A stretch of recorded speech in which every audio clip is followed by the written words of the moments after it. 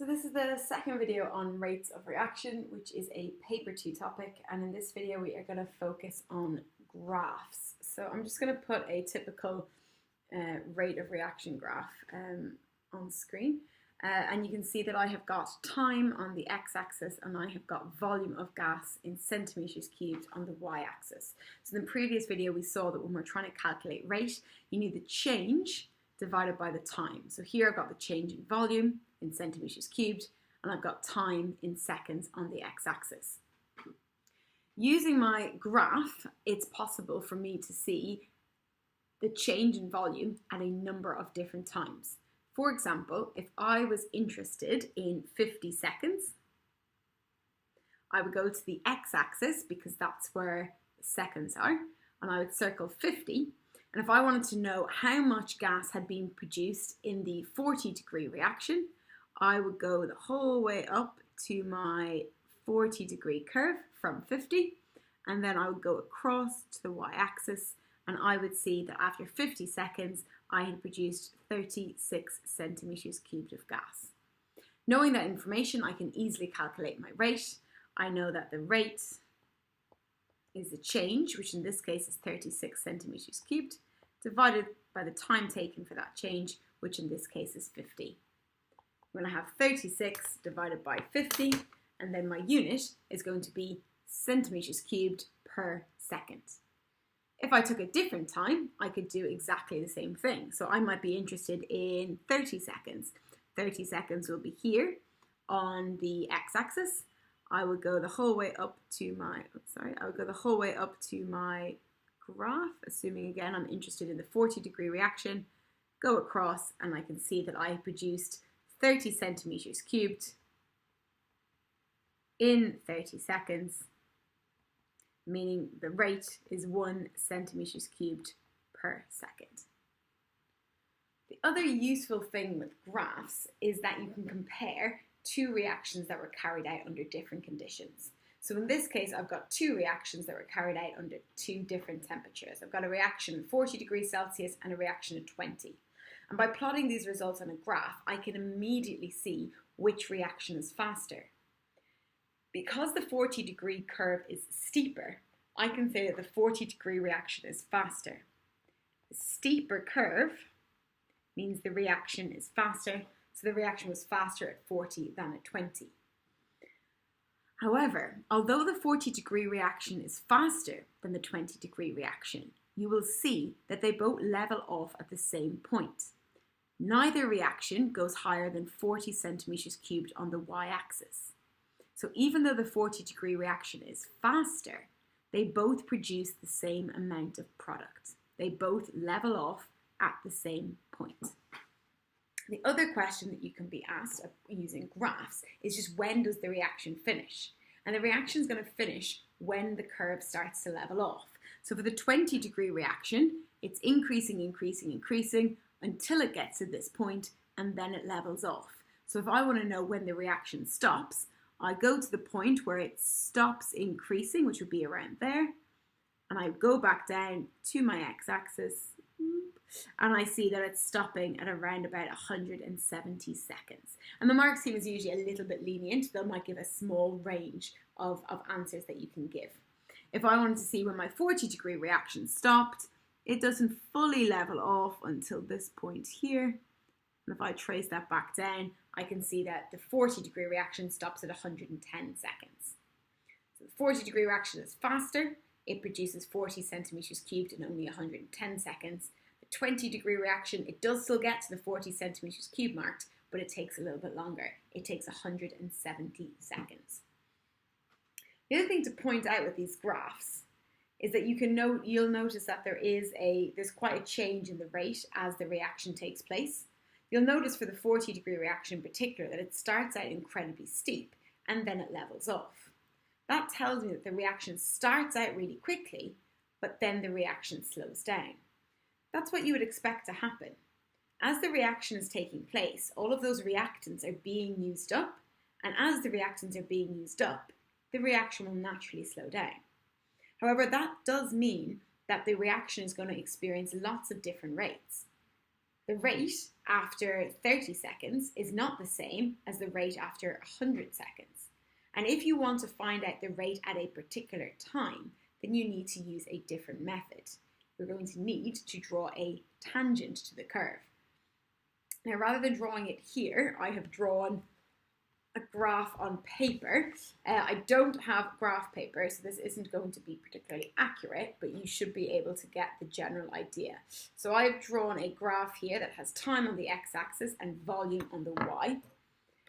And for this reaction, again, you can see that it starts off, the curve is steep, which means the reaction is going quite quickly, and then over time it levels off as those reactants are being used up.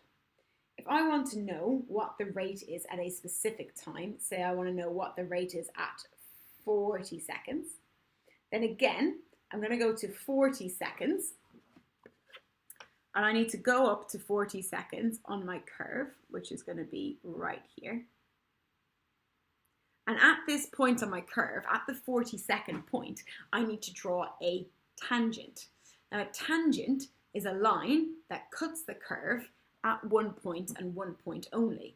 And the point I want it to cut at is the 40-second point, because that's what I'm interested in. So I'm going to take my ruler and line it up with my curve.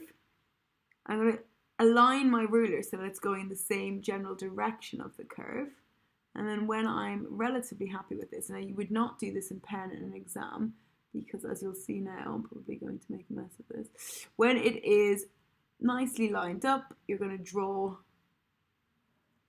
a line. And you can see here that my line is cutting my curve at one place, but it's not cutting it anywhere else. Okay? Once you've drawn your line, this is called a tangent. To find the rate of the reaction at that point, you need to find the gradient of the tangent. And this is something that you would have done in maths. So to find the gradient of the line, you need to pick 2 points on that line. And they can be any points, but ideally they'll be far away from each other. And when you're picking your points, it helps to have them where they cut the axis, just because they're easier points to pick. So I'm going to pick this point down here. And I'm also going to pick this point up here. These are going to be the 2 points. And I need to write the coordinates for both of these points. So this bottom point down here, on the x-axis, that bottom point is a 0. It's at 0 on the x-axis. And on the y-axis, I'm going to call this 14. So again, my graph is not going to be accurate because it's not on graph paper. So this point here at the x-axis is 0. And on the y-axis, that point there will be around about 14. So that's 1 point.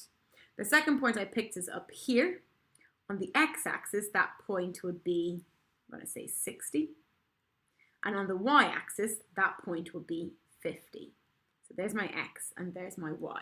So I now have 2 different points, and I need to find the change in x over the change in y. So when I'm looking for gradient,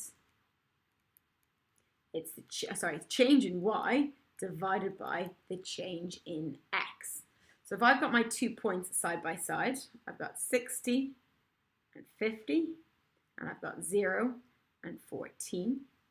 That's x, and y. I need my change in y. So in one point, my y value is 50. The other point, my y value is 14. So my change in y is going to be 50 minus 14, which is going to be 36. For my change in x, it's 60 at one point, it's 0 on the other. So my change in x is going to be 60. Then I've just got 36 divided by 60, and that is going to be my final answer. So it's going to be 36 divided by 60 equals 0.6. And that gradient represents my rate, so I'm going to put units on it, and those units are going to be centimetres cubed per second. So 0.6 centimetres cubed per second. So to find the rate at a specific point, you draw a tangent to the curve, you pick 2 points on that line, you find the gradient, and that will be the rate at a specific point.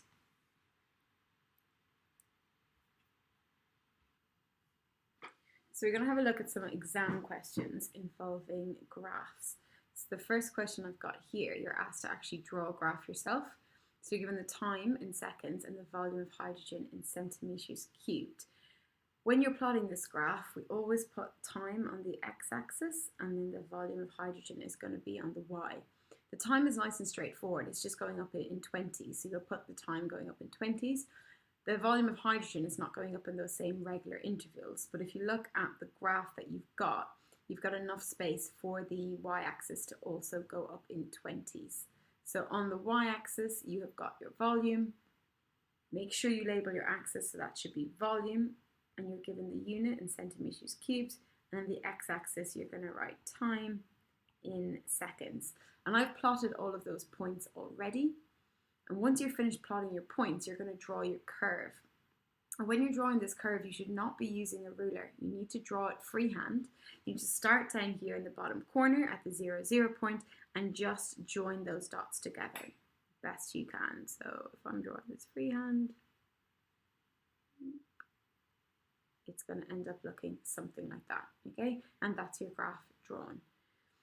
The next question asks you to calculate the average rate in the first 20 seconds, okay? So even without using your graph, you're told that in 20 seconds, the volume of hydrogen produced is 42. Remember, when you're calculating the rate, it's always a change, which in this case is 42, divided by the time, which in this case is 20. And when you do 42 divided by 20, you get 2.1, which is box A. The next graph question I've got down here relates to a tangent, and they've already drawn the tangent for you. And it asks you to calculate the rate of the reaction at this point. So what you need to do is pick two different points on your tangent so that you can find the gradient of your tangent. And again, I've picked the simplest points, okay? I've gone right up here to the top, which is a value of 72 on the x-axis and a value of 90 on the y-axis, that's 0.1.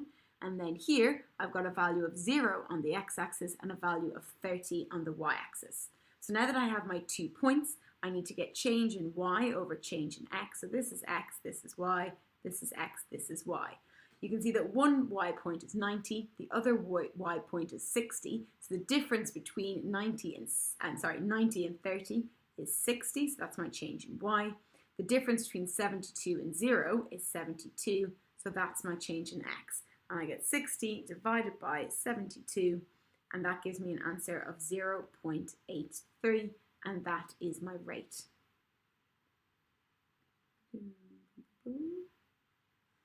Right, if we look at another reaction here, it says use the graph to give the time in seconds at which the reaction stopped. To see when the reaction stops, you need to give the precise time that that graph starts to level out. And I've marked it just here, which is probably a little bit hard to see on your screens. But you need to be quite accurate with this and get the precise moment when that graph starts to level out.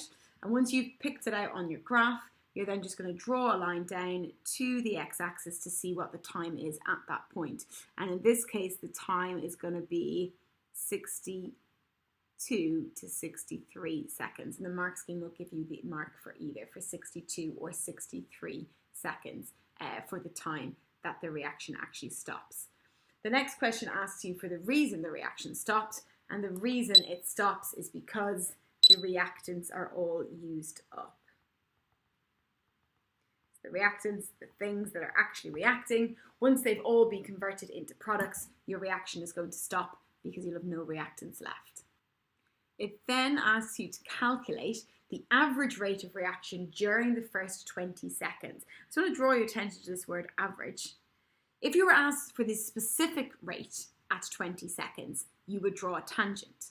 But you're asked instead to calculate the average rate over the first 20 seconds. So rather than just 20 seconds specifically, they want to know what the average rate was over the first 20 seconds. So if you ask for average rate, you are not drawing a tangent. You're just going to 20 on your x-axis. You're going up to that point on the curve, and then you're going across the y-axis to see what that change is at that time. And it's going to be 48. Once you know the change is 48 centimeters cubed and the time is 20 seconds, you'll do 48 divided by 20 and you will get 2.4 centimeters cubed per second, as your rate. Okay, so if they ask for the rate specifically at 20 seconds, you draw a tangent, but when we want the average rate after 20 seconds, you just go up and across, find out what the change was after 20 seconds, and then it's the change divided by the time to work out the rate. And they've given you your units there already. One last question. In this one, you are asked to use this graph, and you are asked to draw a tangent. So you are told, they're telling you they want you to draw a tangent on the graph and use it to calculate the rate of the reaction at 40 seconds. So to do this, you'll go back up to your graph. You'll find 40 seconds on your graph, which is going to be right here. And you'll need to take a ruler and you'll need to draw a tangent at that point. Everyone's tangent is going to be slightly different, so they'll be a little bit lenient on the mark scheme in terms of what your gradient is.